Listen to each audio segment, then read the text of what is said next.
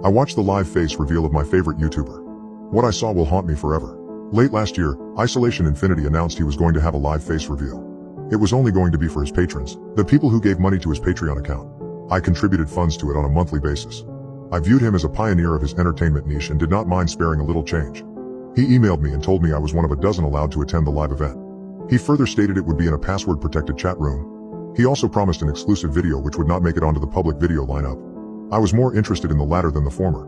I never cared what his appearance was since I already had a vision of someone my age, in their mid to late 20s. It was hard to convince me he looked any different from the picture in my mind's eye.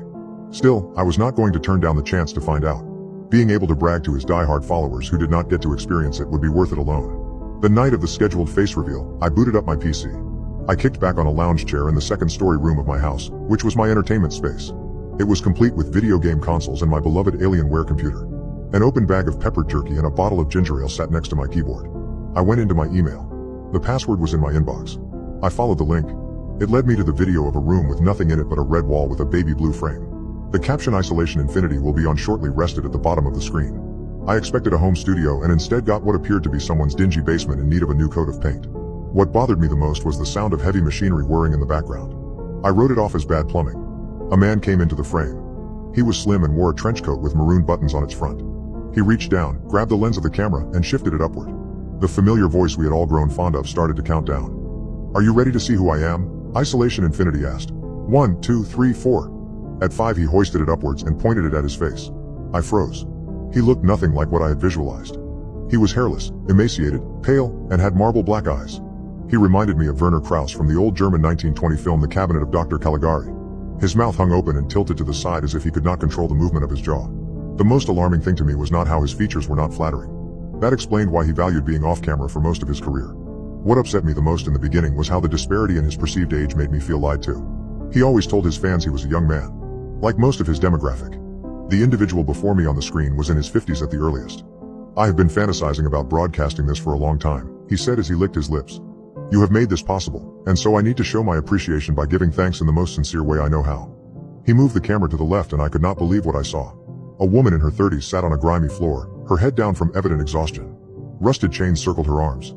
She wore a tattered black top, as though someone's knife or nails had left wounds on portions of her torso. Stains were on her clothes.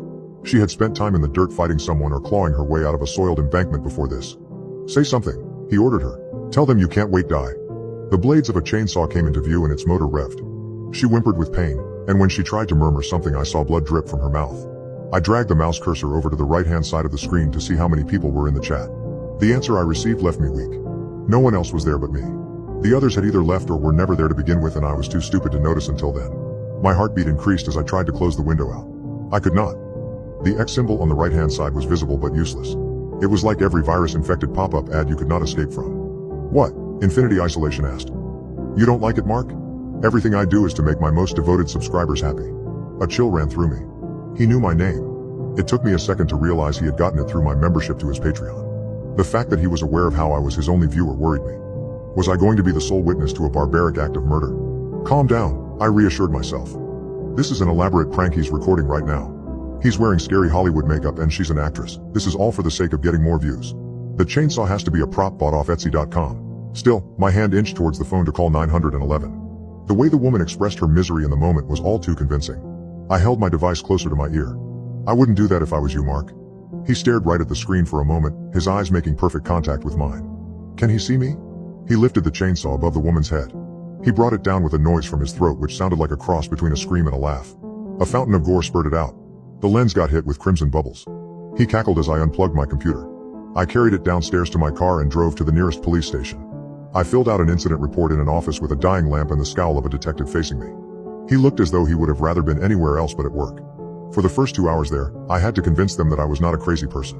They thought I was there to waste their time with a fanciful tale of my correspondence with some creep. "I hope it was all a hoax," I said. "If this is not real, no one would be happier about it than me. Here's my computer. See if you can't trace where he's at in case it..." I gagged before I could complete my thought. The idea of it being authentic was overwhelming. They had cyber crimes go over everything, and a few days later I got my PC back. It took about a week before I received a call from someone working the case. She was a homicide investigator named Samantha Brown. "We found the killer was streaming from a bunker in Virginia," she said. "It's an old fallout shelter abandoned since the Cold War. He calls himself the I-73 Butcher, since that highway is his preferred route. He uses it as a screen name on the dark web. Infinity Isolation is a serial killer, I asked, feeling a knot in my stomach. No, she said. The real Isolation Infinity is someone else. This maniac poses as famous people. He uses a combination of tools, including voice-altering software and encrypted Wi-Fi. He hacks into their accounts. He gets a thrill out of making complete strangers watch his acts of terror. His tech-savvy ways also allows him to control other people's webcams, and we don't know how many he has breached. He is on several most wanted lists of different agencies. We have never found out what he looks like. The faces he uses on those terrible live streams are prosthetic. He has maintained stringent anonymity and avoided the news cycle. I'm sorry you saw such torment.